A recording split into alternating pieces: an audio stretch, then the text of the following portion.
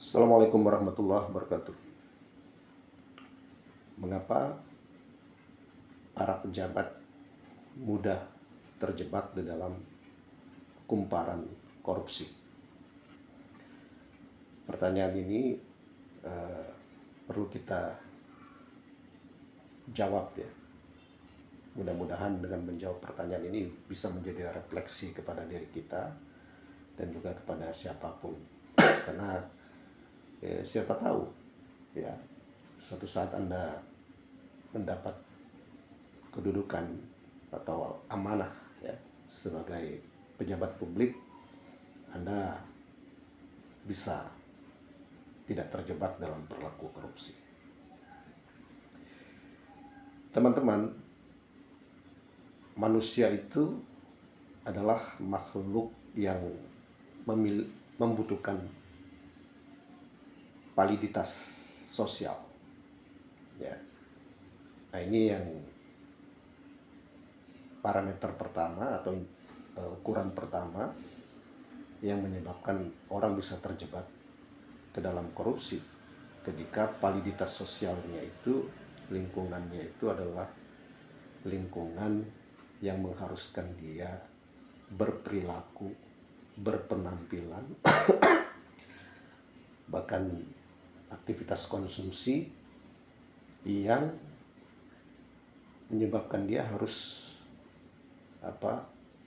melakukan sesuatu yang wah agar dia mendapat kewibawaan, mendapatkan validitas dari lingkungan kerja di mana dia berada. Nah, ini penyebab pertama orang bisa menjadi korup. Ya. Saya ambil contoh, saya pernah mendengar cerita seorang yang beliau adalah eselon 1 di kementerian, yang tinggal rumahnya itu rumah yang ya di gang-gang sempit gitu ya.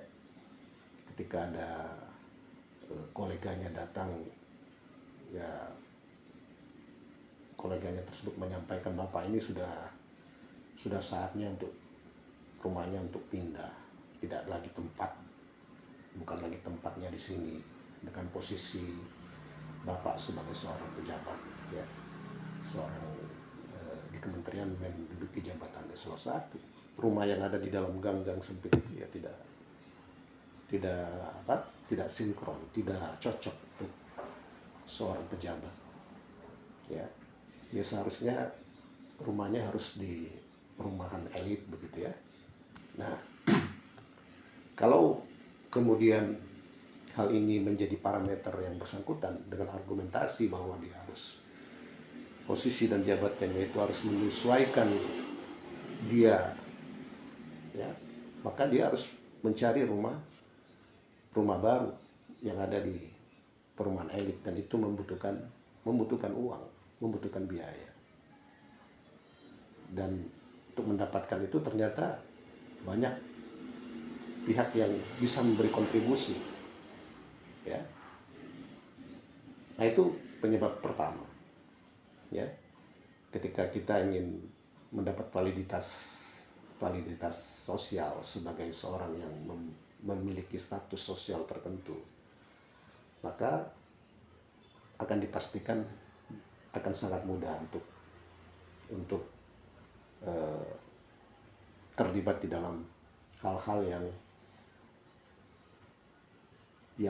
menyebabkan kita melakukan korupsi.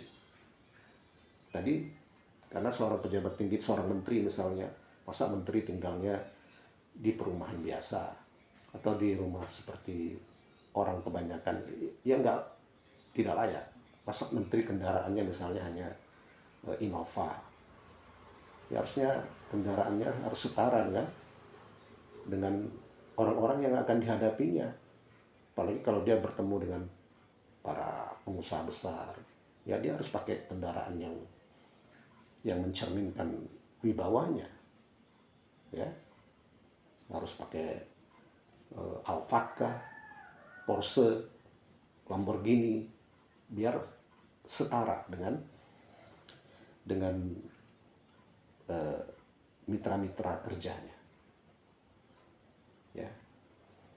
Nah, hal yang seperti ini menyebabkan akan sangat mudah manusia terjebak di dalam perilaku korup, karena untuk memenuhi semua atribut, semua infrastruktur, semua status, ya, bahkan perilaku, konsumsi, dan semua aktivitas lainnya yang valid secara sosial untuk jabatan tertentu, itu menyebabkan seseorang harus mengeluarkan biaya yang tinggi, dan biaya yang tinggi itu tidak bisa tercukupi kecuali dengan mendapatkan dari jalur-jalur yang tidak legal, ya. Nah, penyebab yang kedua itu adalah ya karena kita mendapatkan jabatan itu karena proses transaksional, ya. Ketika seseorang mendapatkan jabatan, ya, baik eselon 1, eselon 2, apalagi menteri, itu karena dukungan politik, ya. Semua orang-orang tahu di dunia politik itu tidak ada makan siang yang gratis. Semua dukungan itu ada imbalannya, ada biayanya, ya. Ketika Anda diposisikan sebagai menteri, sebagai eselon 1, sebagai eselon 2, maka konsekuensinya Anda harus mendukung semua interest dari orang yang telah memudahkan Anda, mengendorse Anda, mendukung Anda sehingga Anda mendapat jabatan itu. Ya, kalau partai politik misalnya mendukung seseorang menjadi menteri, maka konsekuensinya dia harus memberikan imbalan kepada partai politik yang mendukungnya. Nah, konsekuensinya maka terjadilah perilaku-perilaku yang perburuan rente tersebut, mempermudah akses atau memberikan proyek kepada pihak-pihak yang berafiliasi dengan partai politik yang menjadi pendukung, ya, salah satu contohnya, ya. Nah, ini penyebab kedua, ya. Ya, penyebab yang ketiga, Anda sendiri, para pejabat itu sendiri memang merasa tidak pede, ya, kalau dia berperilaku seadanya dirinya.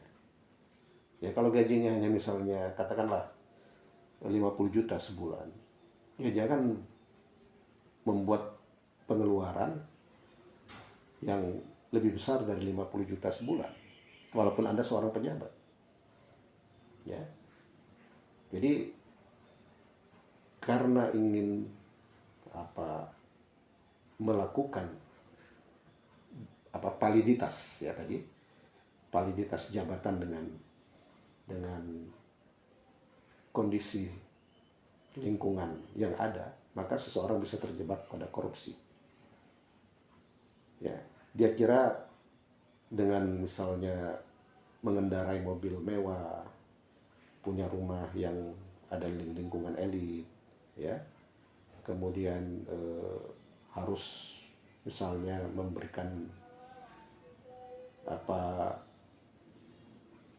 setiap ajuan permintaan dana dari publik, ya, harus dipenuhi, tetapi kemudian cara memenuhinya adalah bukan dengan anggaran pribadi, karena anggaran pribadi gajinya tidak akan cukup, ya.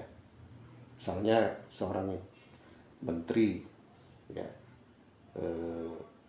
diundang dalam acara party oleh pengusaha besar, karena untuk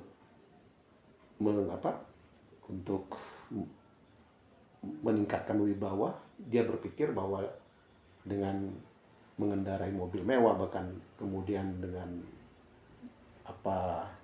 menyewa jet ya, misalnya pesawat jet ya, untuk mengunjungi acara party tersebut adalah sesuatu yang akan menjaga kewibawaannya. Tetapi itu salah ya, karena itu semua mengakumulasi perilaku tadi, validitas sosial struktural ya, dan ekonomi yang demikian itu menyebabkan dia harus menebusnya dengan mencari uang yang di luar cara-cara yang legal. Maka itulah keniscayaan seseorang kemudian terlibat di dalam perilaku korupsi. Nah, cara menghindarkannya sebenarnya sederhana. Jadilah pejabat yang tidak perlu validitas sosial dari lingkungan Anda. Ya. Kalau Anda punya kolega, kalau Anda punya mitra yang biasa berperilaku, yang biasa punya konsumsi, yang biasa punya properti yang yang mewah, ya biarkan mereka melakukan itu. Tapi Anda jadilah diri Anda. Karena kalau Anda tidak punya uang untuk membeli properti yang mewah, yang legal, karena gaji Anda sebagai pejabat publik, pejabat negara itu terbatas, tidak mungkin Anda bisa punya penampilan yang sama dengan seorang konglomerat misalnya. Kalau Anda sama penampilan dengan seorang konglomerat, itu pasti secara kasat mata sebenarnya Anda adalah seorang koruptor. Karena tidak mungkin seorang menteri yang gajinya hanya dari APBN itu bisa konsumsinya, ya aktivitasnya, ya kendaraannya, rumahnya, pengeluarannya itu sama dengan seorang pengusaha kaliber atas. Tidak mungkin, karena penghasilan dia sangat jauh di bawah pengusaha-pengusaha kaliber wahid tersebut. Maka cara yang pertama untuk bebas dari perilaku korupsi itu ya, kita harus membiasakan diri untuk menjadi diri kita sendiri. Itu terima kasih sementara yang dapat saya sampaikan. Sampai ketemu di lain waktu. Assalamualaikum warahmatullahi wabarakatuh.